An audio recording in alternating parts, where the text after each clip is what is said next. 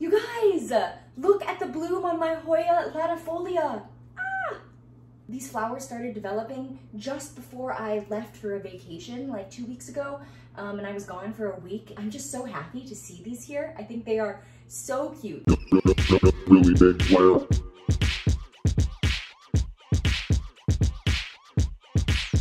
Hi everyone, it's Caitlin from Really Big Plant. Thank you so much for joining me for this video. We are doing a whole bunch of plant chores and I've got a bunch of stuff to do. I want to repot this Hoya, which I said I was going to do, and I'm going to do some redecorating, as in I'm going to tear down my entire living wall that I've got over there, and I have, let's see, I got a brand new plant that I'm really excited about that I don't think anyone's ever heard of. Not because it's a rare plant, but because I think it's so common that nobody cares. But I'm really excited about it and I have to repot it, so I want to show that to you. And just got a couple of things that I want to go through and get done and chat with you about today. So let's get to it. So real quick, let's just talk about this flower for another second. So the name of the cluster of flowers on a Hoya is called an umbel. And that shares a root with the word umbrella, and it refers to the particular shape that the flowers form, which is sort of like an umbrella, like a nice little rounded dome. And this term umbel is not unique to the Hoya genus. It's used throughout botany to describe this type of flower form.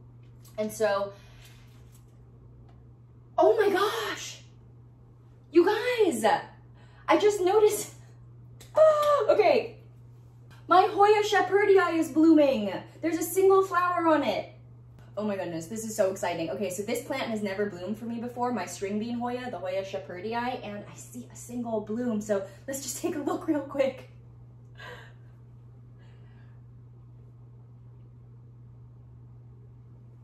Okay, wow, so we've got a whole bunch of action going on in the Hoya part of my apartment these days. The other reason why I've got us over here is because I do want to finally repot this very sad Hoya australis. You know, I was watching back my Hoya tour and just am mortified that I showed you guys this Hoya in this state. We're gonna repot this Hoya because it really needs a repot, and I'm really excited to see how it grows once I give it a new home. So I'm gonna go ahead and try to extract it from the spot over here, which kind of daunting to me. It's really tangled in with some of the other plants.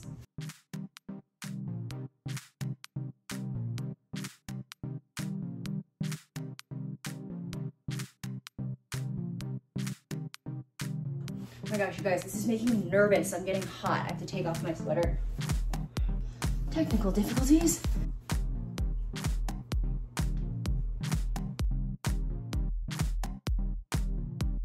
Whew. Bet you guys didn't realize how big this plant was, huh? So all of these tendrils back here were basically invisible because they were hiding, drooped back over the shelf. So you can see this plant clearly really needs a repot. I mean, look at these leaves. They are so... This doesn't look like a Hoya. Hoyas shouldn't do this, you guys. So I'm gonna repot this plant and we're gonna revive this gal.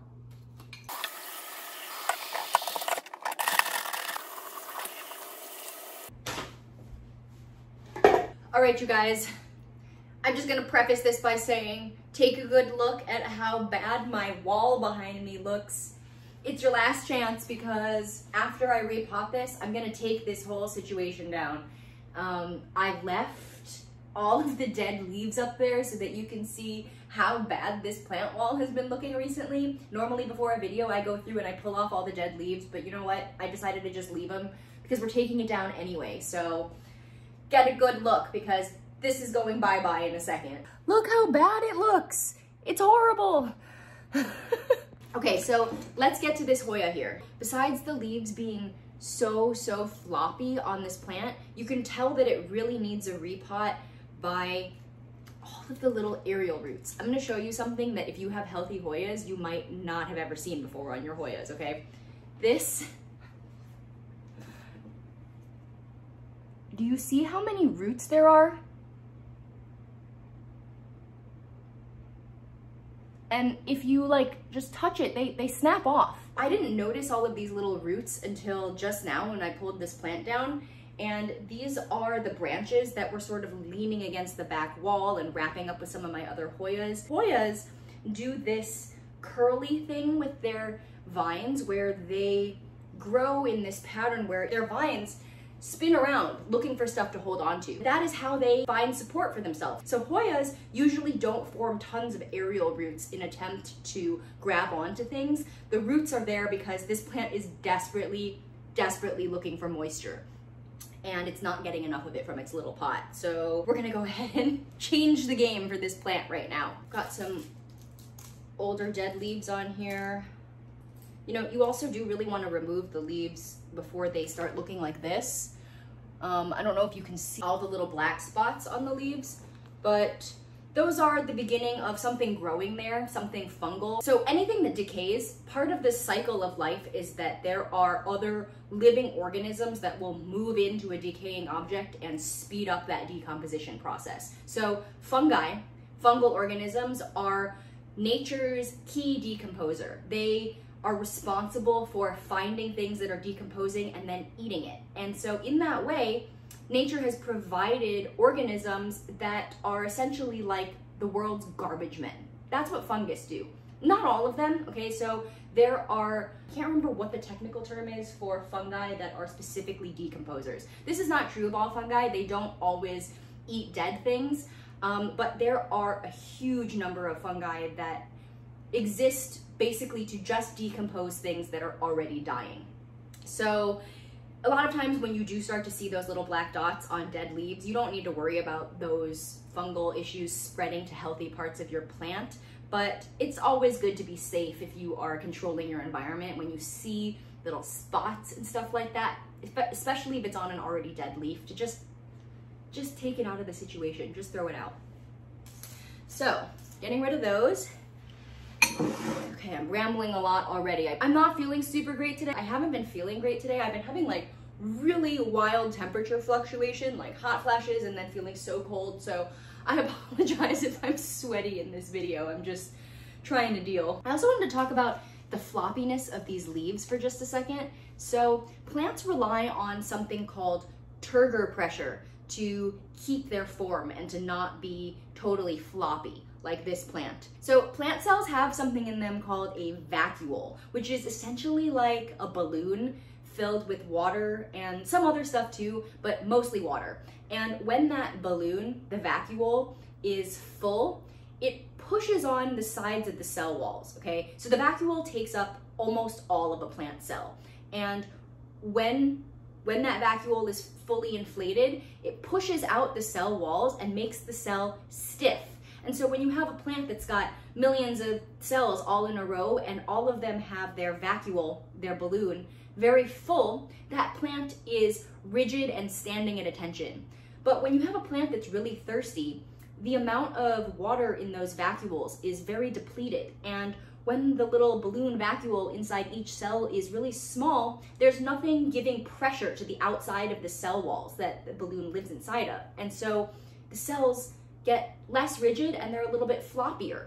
And when you have a plant with millions of these cells all being kind of floppy, you get a weaker, floppy structure overall. So what you see when you see a plant that's supposed to be stiff looking very limp, it's usually that it's got depleted turgor pressure. So when you're doing the taco test or when you are seeing how stiff a leaf is, just know that what you're checking for is the turgor pressure. I was rummaging around in my plant supplies and I found this trellis. So this is one of those cute archway trellises, and I just checked, it will fit up on my shelf where I had this Hoya before. So I think what I'm gonna do is actually use this trellis. I'm going to plant the plant inside the plastic pot and then put it inside the ceramic pot. I like doing it that way just because it makes it easier to do things like wash the plant, or if I change my mind on the cache pot, I can always change it out. So I'm just gonna be using this one like a cache pot. By the way,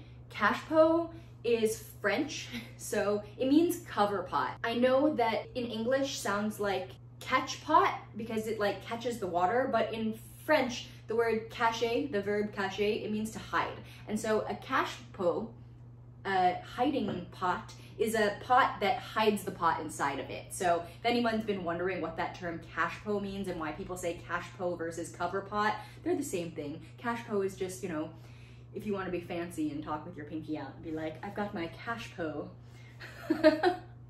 Okay, so let's do it. Wow, look at those roots. I'm impressed with this. It looks good. I've heard really mixed opinions on whether or not you should break up the roots on a Hoya when you repot it.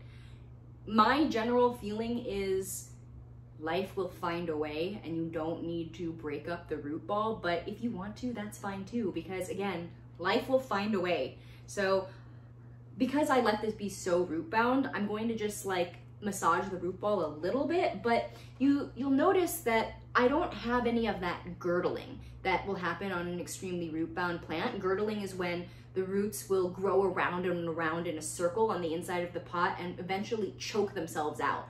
And that's not really super healthy, and you do want to try to repot plants before they reach that point. So I don't really see girdling on here, but that could also just be because Hoyas have a very thin root system. So anyway, I'm gonna just, you know, I'm kind of ripping through these roots. I don't know if I need to do this. I'm just going to really lightly separate a little bit of the roots out.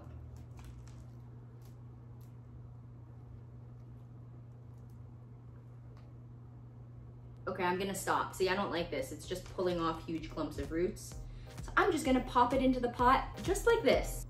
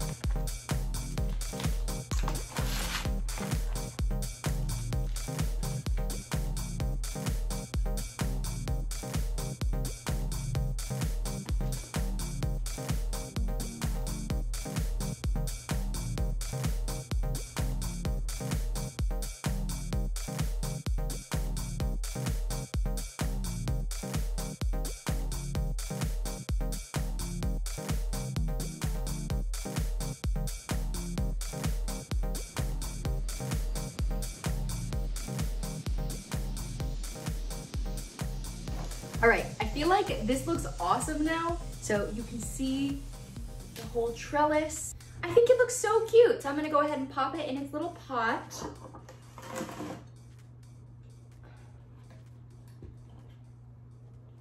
Hooray! Okay, I'm so excited about this. I'm gonna go stick it back in place and give this plant some water. Yay!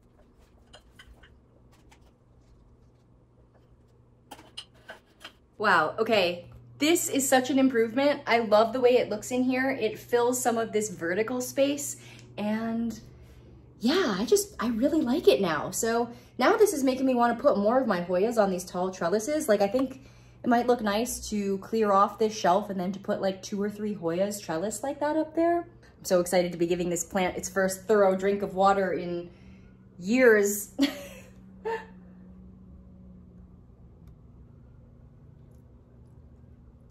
Okay, so let's take down this wall over here now. So I'm gonna just remove the pothos and we'll start from there. I don't really have any ideas for what I'm going to do with this space once this plant wall is gone. So if you have any suggestions for me, I would really love to hear it. I'm open to anything.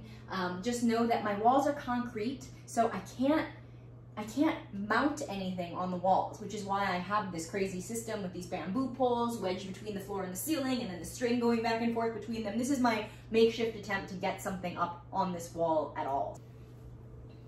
So this pothos wall has these vines that are mostly leafing out over here, and then the original container down over there has some new growth in it, but then there's this big space in between that just has these totally defoliated vines. I've had this plant for over 2 years now, and I have never repotted it, and it's suffering, and you can tell. And I was trying to make up for it by watering it all the time and giving it little bits of fertilizer, and I realized that it's just not working out. It needs a bigger pot, and I have it hanging, the pot is hanging off of this big monstera that I've got over here. I don't think that this system could support a bigger pot with more dirt in it, so I haven't repotted it because I didn't want to change it up. But now I don't really care because it looks so bad, and you might have noticed that I've been filming all of my videos facing in a different direction. I've been filming them all in front of my green chair recently, and it's because I'm embarrassed about this pothos, you guys. So I'm done with it. We're gonna take it down.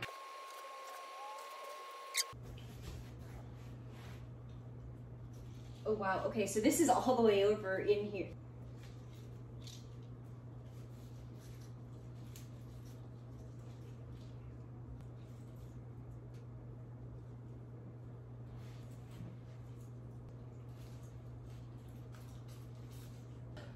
I'm so hot.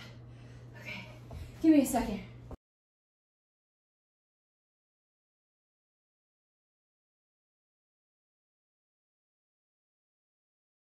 I haven't watered this plant in a couple of days, and you could tell how limp it is, but I think it's actually helping me get it down, because if it was really stiff, I'd run more risk of ripping the individual leaves off when I pull it through. So in some ways it's easy that it's really limp right now, but it's not really by choice. It's because this plant just like can't get enough to drink. By the way, I have it clipped up on the wall with these little tiny, what are they called? Clothespins? They're like little acrylic clear clothespins. But I did just notice, taking some of these down, that it does seem like it maybe damaged some of the stem areas on some of them. So next time I maybe would use ties instead of something that applies so much pressure.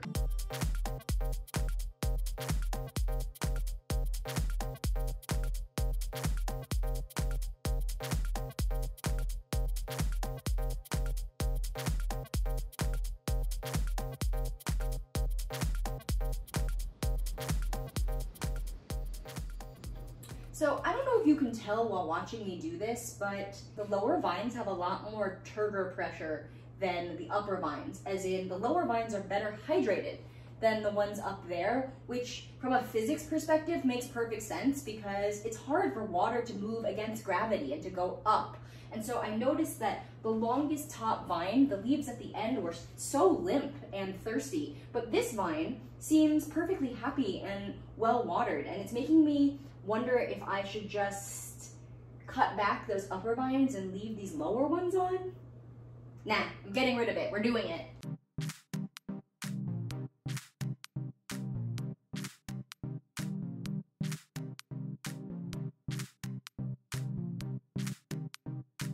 Now I'm gonna unhook this plant for the first time in ages.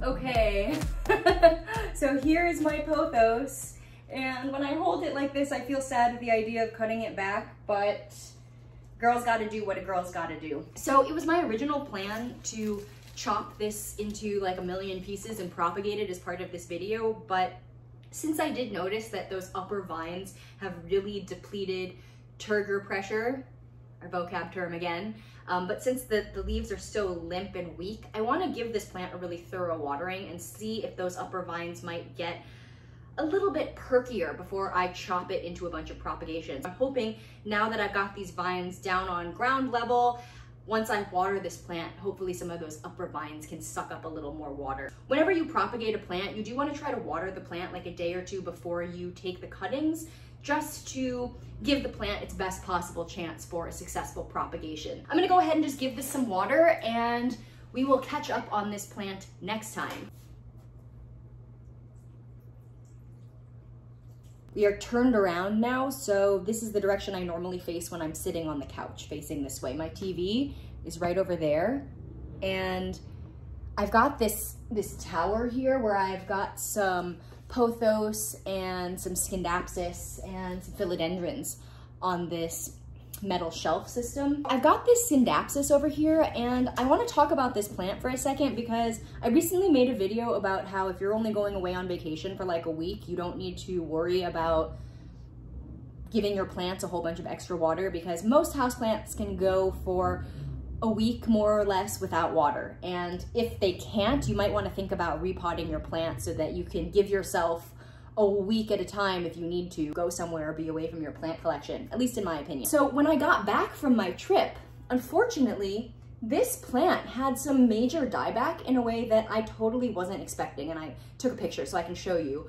But I came back and was shocked to see that out of all of my plants, my Scindapsus pictus Argyraeus over here lost a ton of leaves. So it's looking a little bit thirsty right now, and I'm gonna go ahead and give it some water. And I did water it just a few days ago. And so I was so surprised to see that this plant had died back a lot when I was gone, especially after I had said that nothing like that was going to happen. And I just like felt shocked and also very sorry to you guys if anything similar happened in your plant collection after I told you so firmly that everything was gonna be fine. But basically, I think what happened is, so this plant is directly next to my TV, and I sit on my couch over there like all day, every day. That's where I do my work and where I relax, and I kind of just do everything in one spot. And I look at this plant probably more than a lot of my other plants because it is directly next to the TV, and it's just always where I'm looking. And you can see how the leaves are like just slightly curled in. When I see the plant looking like this, I come over and I give it some water. And what I realized is I think I watered this plant a lot more than I was aware of.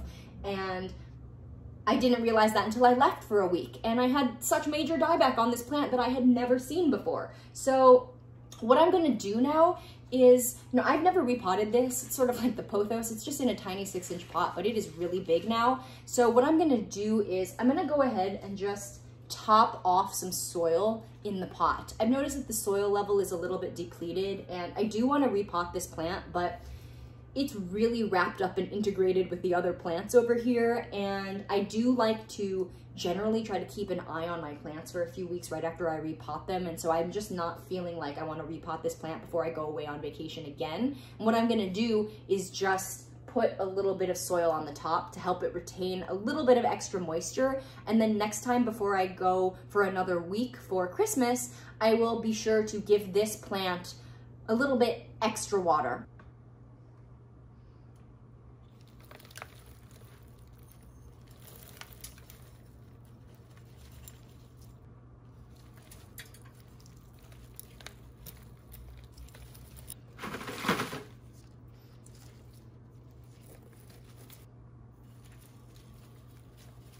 Okay, so I don't know if that was psychological or that little bit of extra soil is actually gonna make any difference, but there you have it. See, more of those yellow leaves. I don't like this. The plant that I want to repot is this little guy. Look at this plant.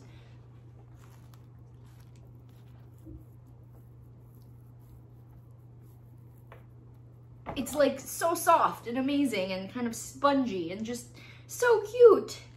So this is an Argyraeus juniperifolia. This is a type of turf grass, and I'm so excited to have added it to my collection. So I picked this up a couple of days ago. I saw this plant and I was just instantly in love with it. I don't know what it is about this plant that completely gets me, but maybe it's the roundness. I think it has something to do with how squishy it is, and how much I just like can't tell what's really going on in here. So this plant is really cool when it flowers. So it will grow a whole bunch of pink flowers. So this is an alpine plant, meaning that it grows in rocky areas. It will grow in really extreme conditions. I'm really excited for this plant, and I'm really excited to repot it because I have no idea what it's gonna look like in here. I'm just so excited for this plant. I'll tell you guys, I haven't been this excited about a plant in a while. When I do unboxings or import rare plants, it's a little different because when you spend like hundreds of dollars on a plant, you better be excited for it, right? But this plant was less than 10 bucks, and I'm in love with it for some reason. I just love it. Oh, it's so cute. Okay, so I'm gonna go ahead and repot it. I love how it's like a little mini shire. This plant forms mounds in nature too, so it's not just because it's in a small pot, but the way it grows, it will form these little adorable, tiny little rolling hills, and I am just so into this.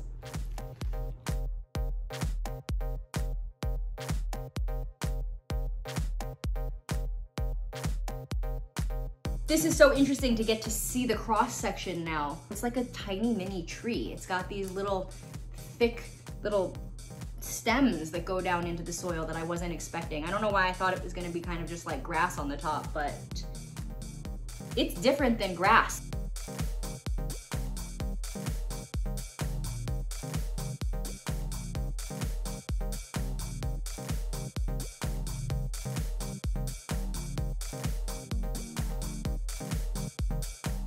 Okay, is this not like the cutest plant you've ever seen? I think it's so cute. Do you grow this in your yard? If there's anyone who grows this in their lawn, I would love to hear about it. I read that this plant is used pretty commonly as a border option for turf grass. I think it's one of those turf grasses that gets used ornamentally. I wouldn't know, I've never had a lawn of my own, but I would love to hear from you if you grow this in your lawn or if you keep this as a houseplant. And I would also love to know what some of your like unpopular favorite plants are.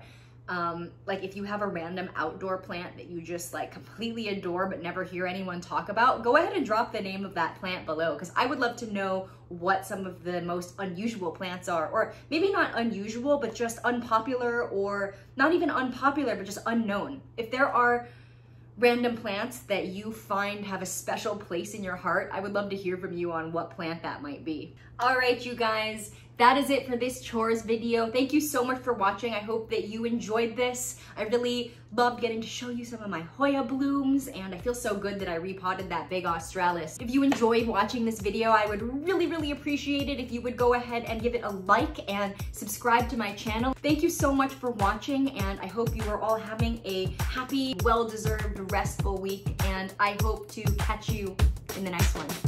Bye.